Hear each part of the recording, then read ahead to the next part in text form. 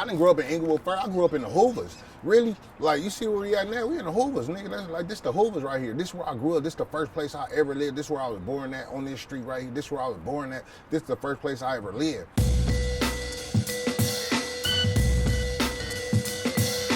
Growing up, like, my cousin a G. Like, my cousin got life in prison. He a G from Hoover, baby hurt.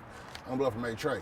But it's like, you feel me? This wasn't where I wanted to be. Like, this wasn't, like, I didn't feel comfortable with the Hoovers. It wasn't my hood. Like, they used to be trying to put me on, and I used to have to walk to this store on 84th and all. Nigga, them niggas was all on 84th hanging out, all the A-Trey, Tiny Hot, Little Chipmunk, all them niggas used to be right here on 84th hanging out.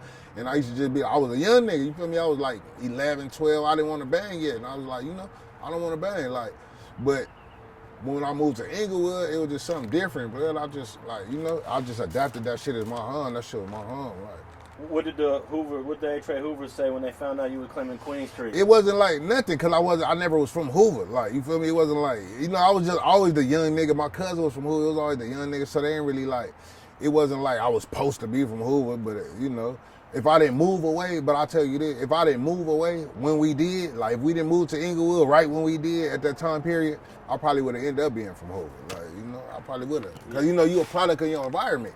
So I probably would have still been over here. I might have ended up being from over here. Who knows? And you might not be alive. Yeah, and I might not be alive. It's a little bit more active over here. It's way more active. No, it's active in Inglewood, don't get me wrong. Yeah. But yeah, it's like these niggas, you know, these niggas, everybody hate these niggas. You know, these niggas got enemies. You know, I got love for these niggas too. Like I said, my cousin got life from Hoover. He from over here. My other rally, Tiny Poke. You know, we grew up like all these niggas. We grew up together. Like, you feel me? It's like I really was from over here, but I just never got put on or nothing. Like I went to Bethune, I went to Manchester Elementary, I went to Lauren Miller, but it wasn't like I didn't adapt this. Like, I don't know. When I was around them, it wasn't a comfortable feeling. Like when I got to Inglewood, that's what felt at home. Like it just was like.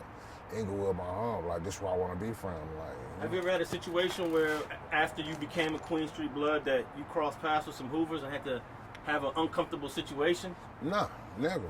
Cause like, you know, we wasn't never. They was always good. You know, the Hoovers, like, you know, Hoovers and Bloods was always like, you know, especially when you hit that county jail and you know you got to go through what you got to go through.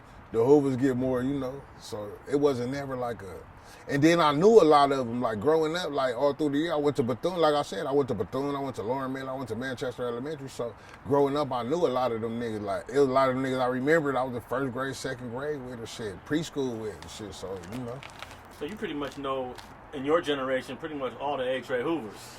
Not all of them, but I know a lot of them niggas, like my nigga Baby Boo, you know, my nigga, my Relly, like I said, my Relly Baby Herc, I know Tiny Poke, I know, you know, I know a lot of G niggas. I know niggas I should know, Monster, you know, there's some niggas I should know that I know. Now, when you moved to Inglewood, you must have been inspired by one of the big homies over there, or it felt more like it was home. Like, who made you feel like this is home to you? You know, it's crazy, my nigga Diablo, my nigga Diablo, rest in peace, he gone right now, but I met Diablo. Me and Diablo, the crazy part, I met Diablo before I even moved to Inglewood. Before I was from Queen Street, before I was from Inglewood, anything, I went to juvenile hall. And me and my homie Diablo, we was in jail together. And we ended up being cellies and shit. And I just took a liking to that nigga. You feel me? I didn't bang at the time when I went to jail. I didn't even bang. I wasn't from nowhere.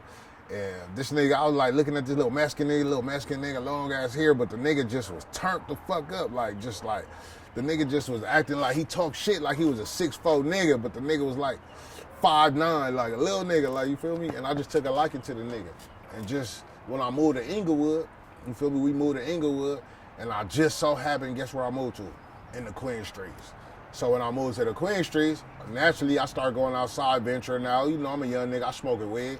I'm looking for the weed. So I started asking like, man, what's up with Diablo? Y'all know Diablo? So I ended up linking back up with Diablo after all these years. No, well, not too many years, it was like a couple years. I ended up running back into Diablo shit. We linked up, and I ended up being from Queen Street. So Diablo was a Mexican brother claiming Queen Street. Yeah, he wasn't claiming, he was from the hood. A Mexican guy from Queen Street blood. Yeah. And what was that like? A lot of people want to know about the whole Mexican black thing. That nigga was a black nigga in a Mexican body. Like, that nigga was a black nigga, real, like, a Blaxican. When you say a Blaxican, they call him Blaxican. That nigga was a Blaxican. Like, that nigga was a real black. You could not, if he, other than his skin color, you wouldn't even know that nigga was a Mexican. Like, you wouldn't even think he was a Mexican. So how long did it take you to find Diablo once you moved over there? Oh, as soon as I got over there. As soon as I got over there, I started looking for him. Like, once I realized where I was, like, oh shit, I'm in Inglewood, Queen Street, blood. Oh yeah, my nigga Diablo. Like, it was immediate. Like, I started, but he was at the time when I first moved over there, he was in jail. He was in jail, so he was in YA, still locked up and shit. And so I was like waiting for the homies was on me though, like, oh yeah, you fuck with Diablo. Then, you know, I was living over there, so, you know, I was a young nigga, I wasn't no square, I was with the business, so I was fucking with the homies, but I wasn't from the hood, but I was fucking with the homies. And we was like, you know, I was doing shit over there, turning up, doing shit. And when Diablo came home, it was just like, look, all right, Diablo home now, nigga, what you gonna do? And I was like, yeah, my nigga home, nigga, I got put on. What's up? What's up? So what happened to Diablo? Man, it just, man, Diablo was an extra out cat. You feel me? Diablo was an extra out cat. He used to do a lot of shit, man. He used to punk a lot of people. He had this thing, like, he had this power issue, you know? Diablo, like, he used to go big on people, man, and he used to try to punk a lot of people. And they'd be like, man, like, these niggas, like, you know, everybody, like, you feel me? Everybody ain't a punk or a buster. Like, Diablo really thought he was tougher than everybody. It was just a situation, like, you know, one of them nights we was hanging and he got tough on somebody and they went back and got their, you know, he got tough on somebody, basically. He talked some shit to somebody, chased them out the hood. You feel me? We was in the hood. He chased them out the hood, talked some shit to somebody. They left. When I guess they went and got their homies and came back and sat somewhere and waited on us. And we was somewhere chilling. And when we pulled out, they pulled up on the side of us and just sprayed the car up. And then, you know, he ended up he took a shot to he got shot in the head. He ended up dying. He got killed. So that was a big loss for you, right? That was your first tight homie from the hood. That was my nigga from the hood. Like, that was my nigga. Like, he the reason I was from the hood. Like, if I never met Diablo, I wouldn't even be from Queensbridge. Thanks for watching StreetGangs.com. Please like and share the video you just watched and leave a comment below to tell us what you think. You can also watch 2 of our previous episodes to the right. Please visit the link to our Patreon page and support our campaign. And don't forget to subscribe.